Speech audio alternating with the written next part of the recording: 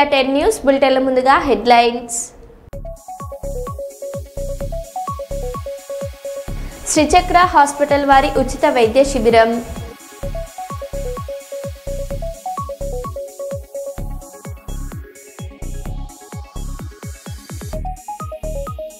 కర్నూలులో ఘనంగా భక్త కనకదాస్ 538వ జయంతి వేడుకలు.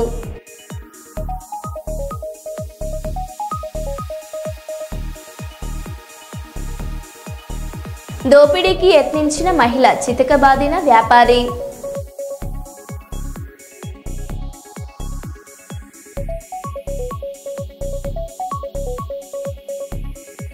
Telangana senior inter kho kho championship పోటీల ప్రారంభోత్సవ కార్యక్రమంలో పాల్గొన్న జిల్లా కలెక్టర్ కోయ శ్రీహర్ష.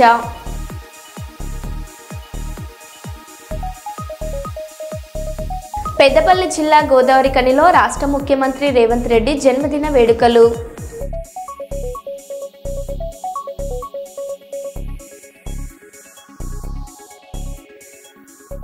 ఇక వివరాల్లోకి వెళ్తే, హన్మకొండ జిల్లా ఎల్కుర్తి మండలంలో గుర్తు తెలియని వ్యక్తులు వదిలేసిన వేలాది నాటుకోళ్లు. ఎల్కతుర్తి నుండి సిద్దిపేట జాతీయ రహదారి వెంబడి సుమారు 2000 కోళ్లు వదిలేసినట్లు అనుమానం.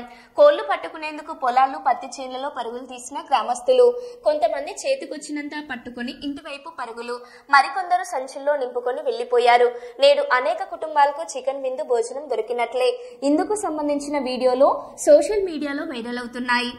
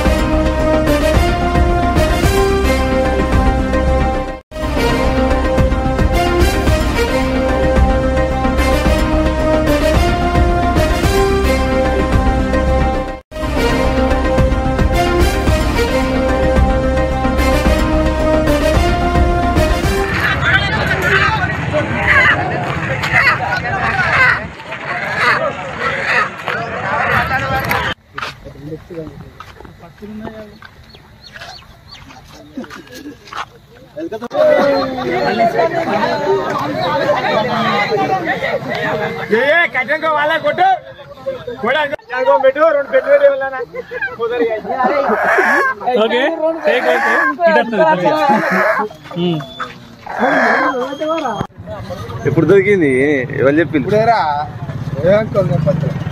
పత్తులు ఉన్నాయి, ఇంకా 150 కోళ్ళ దాకా ఉన్నాయి. బాగానే ఇస్తుంది. వాళ్ళు ఎవరో ఇచ్చిపెట్టి పిల్ల ఏందో తెలియదు, కానీ ఏదో దొరికేది ఏదో కోళ్ళ వనంలో ఏందో ఆడుకుంటే దొరుకుతారు చేయాల. అవునా? ఎవరు చెప్పింది?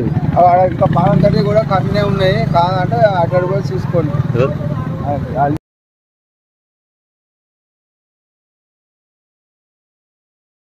భక్త కనకదాస్ 538వ జయంతి వేడుకలో కర్నూలులో ఘనంగా నిర్వహించారు. బీసీ భవన్లో ఉన్న కనకదాస్ విగ్రహానికి పాణ్యం ఎమ్మెల్యే గౌరు చరితారెడ్డి కుర్వ సంఘాల ఆధ్వర్యంలో పూలమాలలు వేసి నివాళులర్పించారు. గౌరు చరితారెడ్డి తెలిపారు, కులమతాలకు అతీతంగా అందరూ భక్త కనకదాస్ ఆశయాలను అందరూ కొనసాగించాలని ఎమ్మెల్యే గౌరు చరితారెడ్డి తెలిపారు. రాష్ట్ర ప్రభుత్వం కనకదాస్ జయంతి వేడుకలు అధికారికంగా నిర్వహించడం సంతోషంగా ఉందని కుర్వ సంఘాల నాయకులు తెలిపారు.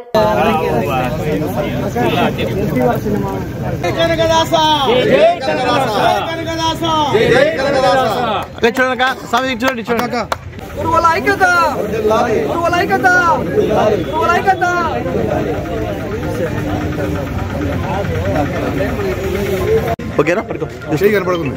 ఓకేనా? కెమెరా కెళ్ళక ఓకే. జై కనకదాస, గురువుల ఐక్యత, గురువుల ఐక్యత, గురువుల ఐక్యత, గురువుల ఐక్యత. జై కనకదాస, జై కనకదాస, ఐక్యత, గురువుల ఐక్యత, జై కనకదాస. భక్త కనకదాస్ జయంతి సందర్భంగా ఈరోజు మనం రాష్ట్ర వ్యాప్తంగా ఈ కార్యక్రమాన్ని జరుపుకుంటా ఉన్నాము. 1509 నుంచి 1609 వరకు మధ్యకాలంలో జీవించినట్లు మనకు తెలుస్తూ ఉంది. ఆయన మంచి కవి, అలాగే తత్వవేత్త, సంఘ సంస్కర్త.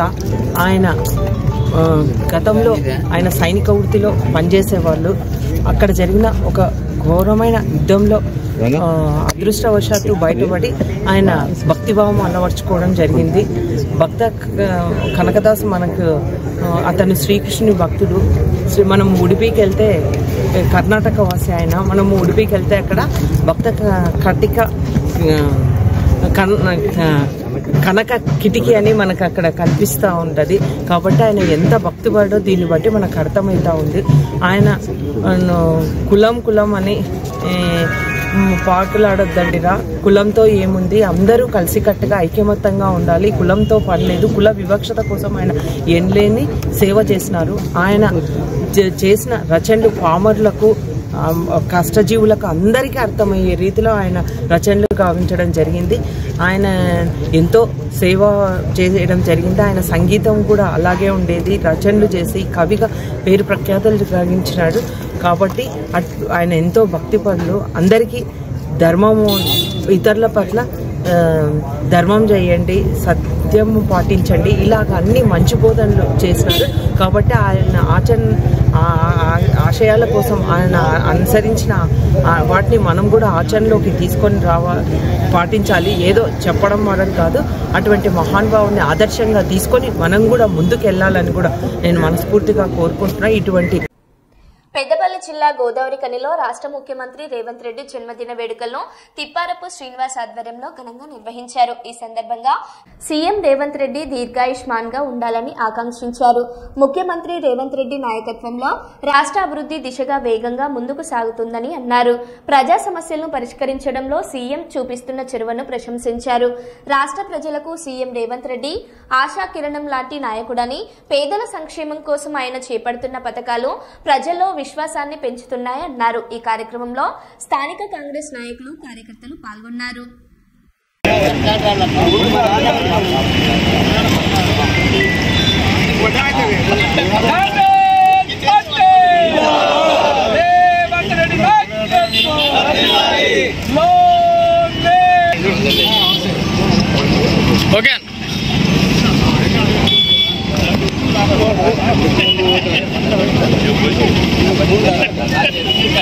చూడు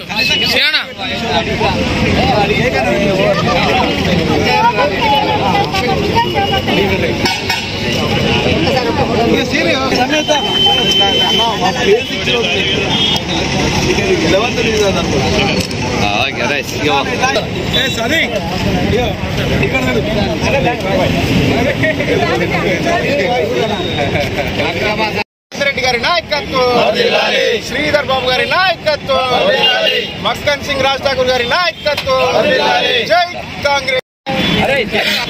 ఈరోజు బడుగు బలహీన వర్గాల ఆశాజ్యోతి, తెలంగాణ అభివృద్ధి సారథి యనుమల రేవంత్ రెడ్డి గారి జన్మదినోత్సవాన్ని పురస్కరించుకొని ఈరోజు కాంగ్రెస్ పార్టీ ఆధ్వర్యం లోపల మరి కేక్ కటింగ్ కార్యక్రమం చేయడం జరుగుతూ ఉన్నది.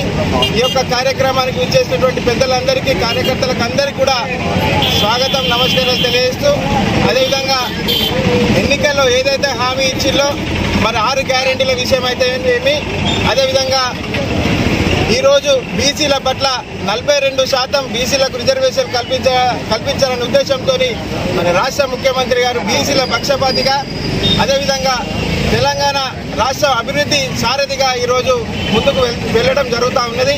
మరి వారికి ఆ భగవంతుడు మరింత శక్తినిచ్చి తెలంగాణ రాష్ట్ర ప్రజలు మరి కాంగ్రెస్ వారికి అండదండలుగా ఉండాలని కోరుతూ, మరి భవిష్యత్తులో అన్ని వర్గాల ప్రజలు వారికి మద్దతుగా నిలవాలి. హైదరాబాద్ నగరంలో మితిమీరుతున్న గంజాయి బ్యాచ్ ఆగడాలు.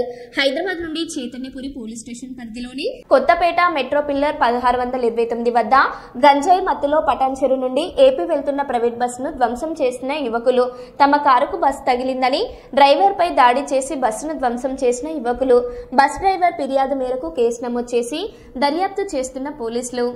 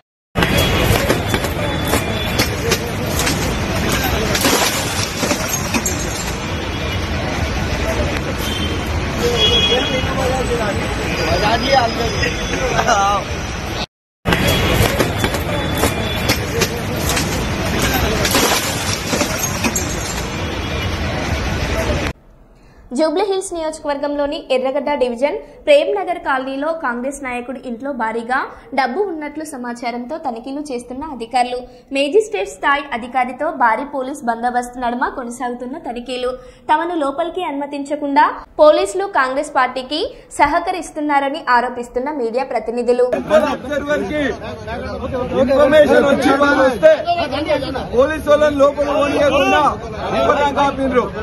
పోలీసులు మాత్రమే పోయి మిగతా వాళ్ళందరూ మీడియా రాకుండా అడ్డుకుంటున్నారు.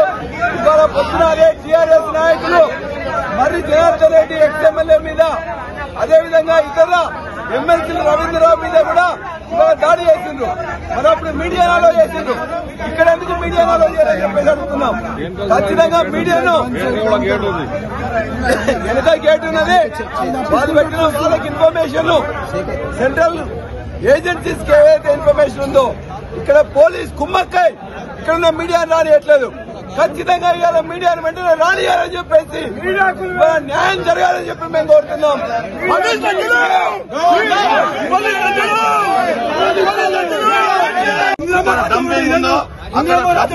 పోలీసు కాపాడు దానికి మీడియాను పంపించి ఏమంటే ఇద్దరు ఒక వాళ్ళకి అనుకూలమైన 1-2 మీడియాలను పంపించి ఆ ఇండోలను పంపించి మొత్తం మీడియాను పంపించమని మేము డిమాండ్ చేస్తాం. మొత్తం మీడియాను పంపించాలన్నా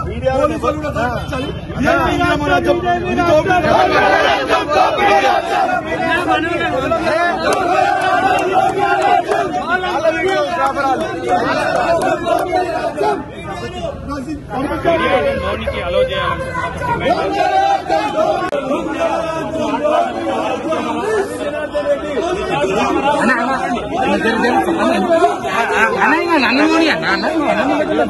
ఒక దగ్గర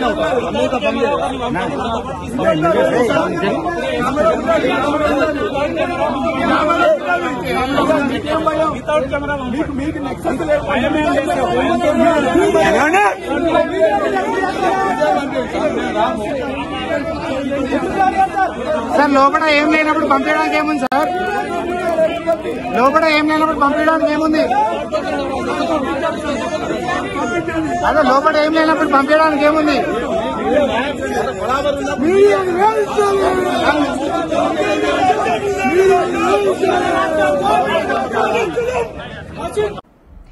నల్గొండ జిల్లా చిట్యాల మండలం గుండ్రంపల్లి వద్ద రోడ్డు ప్రమాదం. అదుపు తప్పి డివైడర్ ను ఢీకొట్టి పల్టీ కొట్టిన ఇన్నోవా. ప్రమాద దాటికి ఇంజిన్లో మంటలు చెలరేగి దగ్ధమైన ఇన్నోవా వాహనం. ఇన్నోవా నుంచి సురక్షితంగా బయటపడ్డ 8 మంది ప్రయాణికులు. వాహనం రోడ్డుకు అడ్డం పడడంతో హైదరాబాద్ టు విజయవాడ నేషనల్ హైవేపై ట్రాఫిక్ జామ్.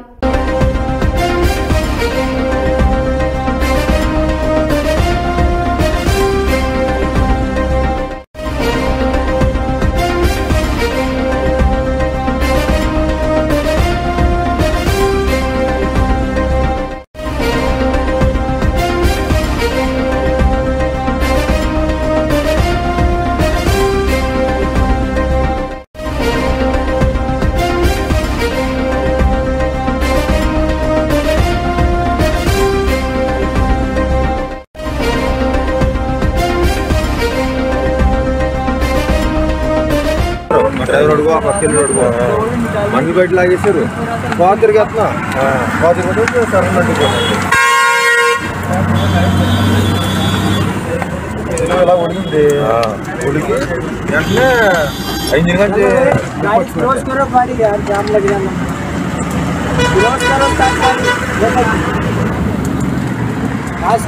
डब्बा गाड़ी है ना पराना है जो पास करो गाड़ी एक साइड से और अरे पास करो बहुत लंबा जाम लग जाएगा. దేవాలయాలు కూల్చిన ఘటనలో మున్సిపల్ కమిషనర్ వెంటనే సస్పెండ్ చేయాలి. కూల్చిన స్థానంలో యథావిధిగా దేవాలయాలు పునర్నిర్మించాలి. టీఆర్ఎస్బీ పార్టీ రాష్ట్ర ప్రధాన కార్యదర్శి తోడేటి శంకర్ గౌడ్ డిమాండ్. రామగుండం నియోజకవర్గం పరిధిలోని గోదావరికని ప్రాంతంలో స్థానిక ప్రజలను సంప్రదించకుండా రాత్రికి రాత్రి 200కు పైగా దారి మైసమ్మ పోచమ్మ తల్లుల ఆలయాలను కూల్చడాన్ని తెలంగాణ రక్షణ సమితి డెమోక్రటిక్ పార్టీ రాష్ట్ర ప్రధాన కార్యదర్శి తోడేటి శంకర్ గౌడ్ రాష్ట్ర ప్రభుత్వాన్ని మరియు రామగుండం మున్సిపల్ కార్పొరేషన్ అధికారుల వైఖరిని తీవ్రంగా ఖండించారు. ఈ సందర్భంగా వారు మాట్లాడారు.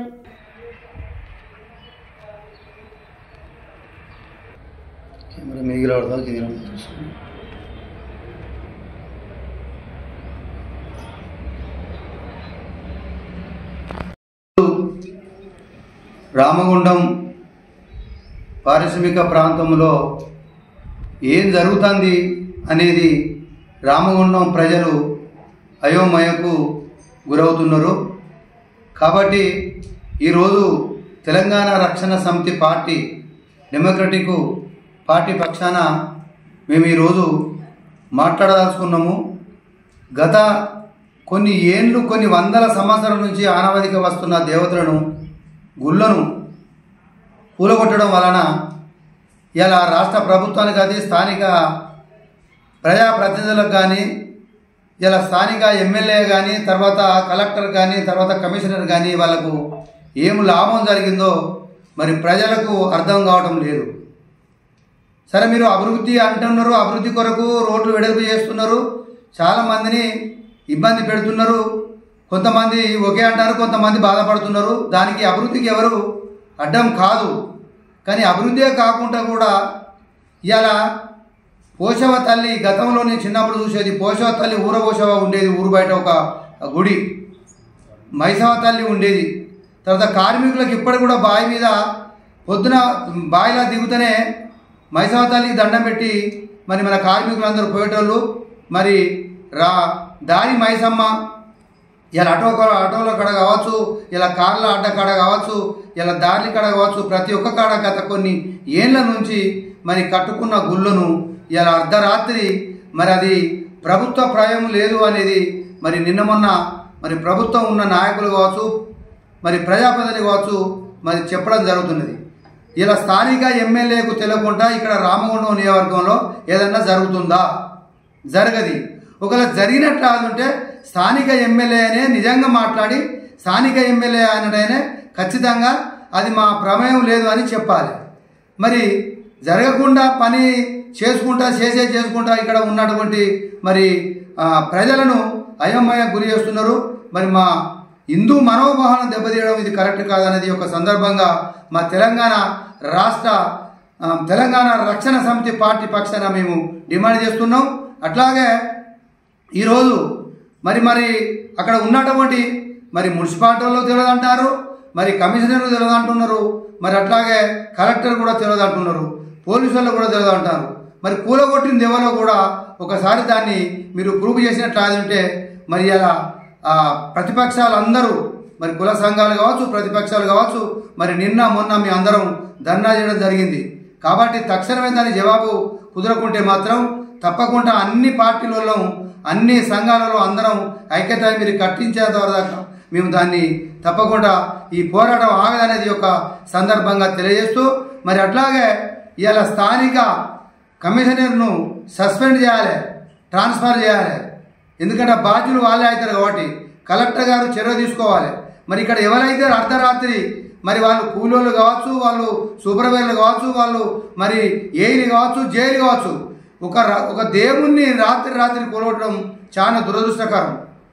కాబట్టి ఇక్కడ మీరు మత కలవలు సృష్టిస్తున్నారా లేకుంటే హిందువులకు ముస్లింలకు మరి లొల్లులు పెట్టిస్తున్నారా అది నిర్ధారణ కావాలి.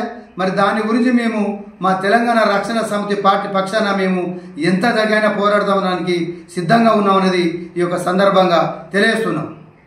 నంద్యాల జిల్లా గాజులపల్లె గ్రామ సమీపంలోని వాగులో వజ్రాలు దొరుకుతున్నాయని దూర ప్రాంతాల నుంచి ప్రజలు వందల సంఖ్యలో అక్కడికి చేరుకుని వాగులో వెతుకుతున్న దృశ్యం.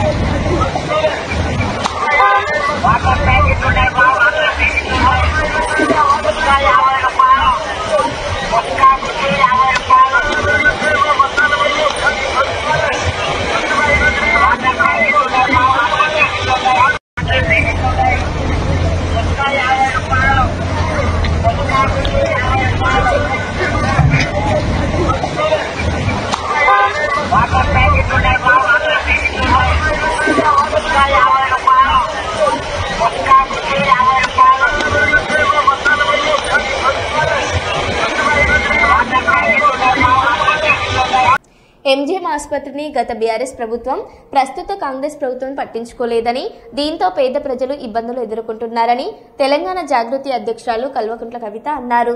తెలంగాణ జాగృతి జనం బాటలో భాగంగా వరంగల్ ఆసుపత్రిని సందర్శించి పలు సమస్యలను తెలుసుకున్న కల్వకుంట్ల కవిత క్యాజువాలిటీ ల్యాబ్ మరియు సిటీ స్కాన్ విభాగాల్లో పర్యటించిన కవిత ఆసుపత్రిలో కొనసాగుతున్న వైద్య సేవలపై రోగులను అడిగి తెలుసుకున్నారు.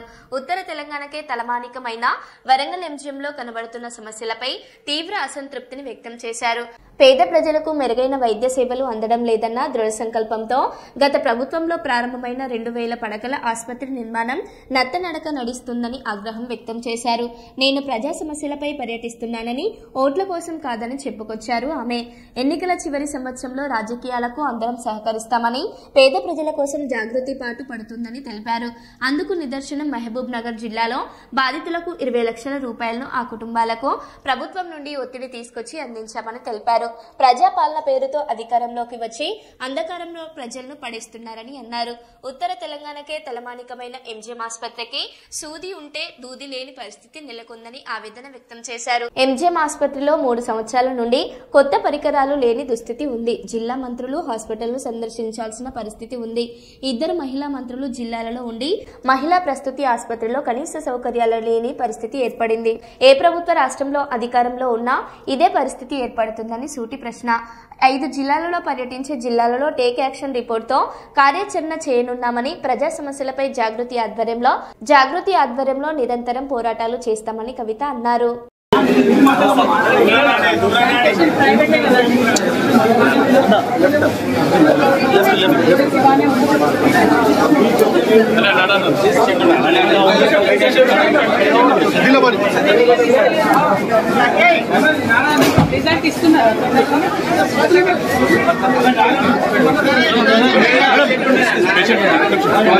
ఇక్కడ మాట్లాడలేదు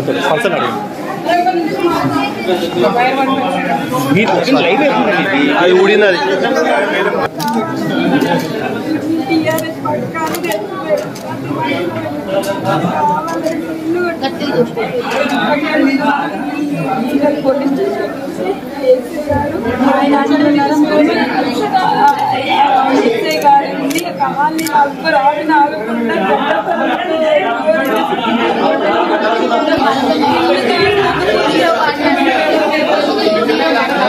అన్నా నువ్వు ఫోన్ చేయి, ఎక్కడ చూస్తున్నాను?